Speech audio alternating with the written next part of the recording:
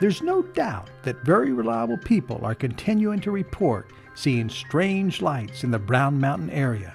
But after a century, we're still left to wonder, what are they?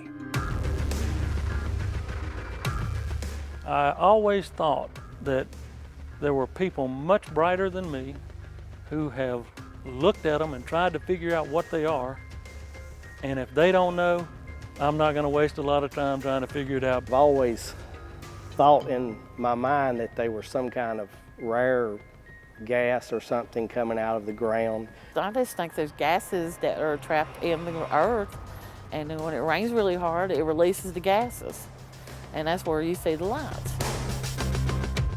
There are no lack of theories and opinions, ranging from the scientific to the paranormal. Quartz is a piezoelectric material, which means that when you compress it or stretch it, it creates a strong electric field. And I think that with the magnetite and some of the decomposing magnetite creates some sulfur oxides, and the strong electric field from the contracting and expanding quartz ignites that, and I think it is a plasma. I still kind of like the part where there might be spirits walking around. My dad thinks it's four-wheelers. Everybody's got different stories. I've never seen them. We thought we did one time, and after I'm thinking back on it, I believe it might have been aircraft lights. So there's a lot of interesting theories as to what could cause them, but nobody knows for sure. And maybe it's better that we don't know. Whatever they may be, the symposium is a place to hear a diversity of voices. One of those is that of author and paranormal investigator Joshua P. Warren. Over the years, you have everything from people talking about alien abductions and underground alien bases to underground military installations and all of these strange people observing the activity there. It's been on the X-Files.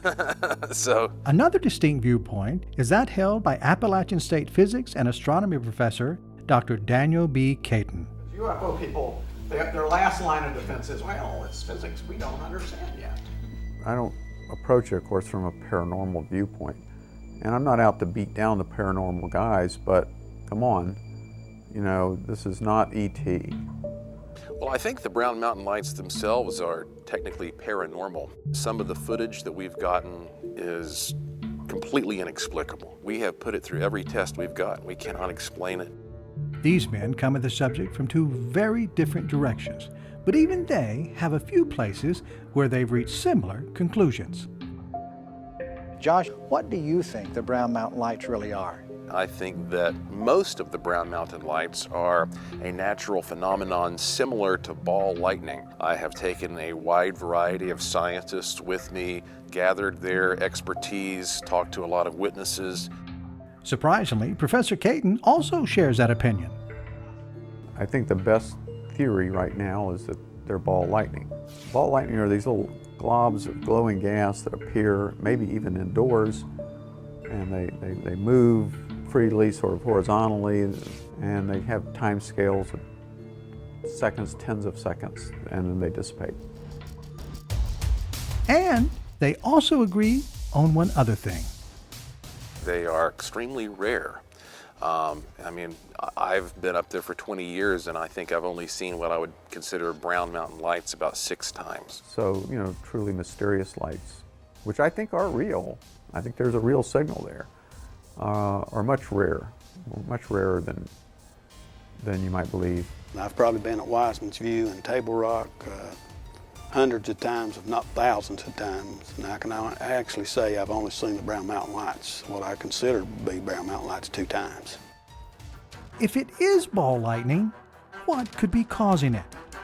Josh has his theory. Brown Mountain is sort of a geological conduit for massive amounts of electricity traveling around our planet. Our planet is kind of a big, dynamic electrical machine. It may be because of the special geology there. It seems to be a place, one of a handful of places on the planet, that is a very good conductor of this type of electrical power. Dr. Caton is a bit more cautious. If it is ball lightning, what is it about the Linville Gorge that that preferentially creates it. Our approach is to develop some remote sensing cameras that will push images to the web, and we can watch them and then correlate what we think are real lights with other phenomena like geomagnetic activity, solar activity, meteorological conditions, heck, I don't know, the tides.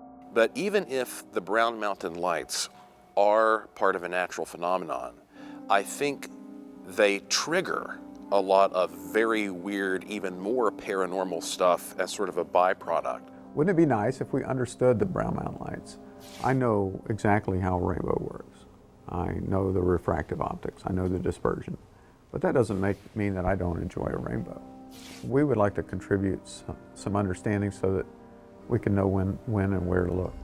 When you have a mystery like these lights that's been sitting there for at least 100 years, it becomes this blank slate upon which people can project their own dreams and visions. Whether you have a very scientific mindset and you want to come up with some intricate theory, or if you are a spiritualist and you're looking for evidence of ghosts, or if you're a UFO enthusiast and you want to believe that there are beings flying around, you can adapt this mystery into your particular area of interest. It's great that we have this mystery, but I think it eventually will be solved.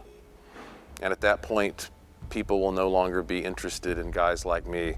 The real scientist will step in and say, we'll take it from here, thanks. When we come back, the search for evidence and what you can do to be a part of it.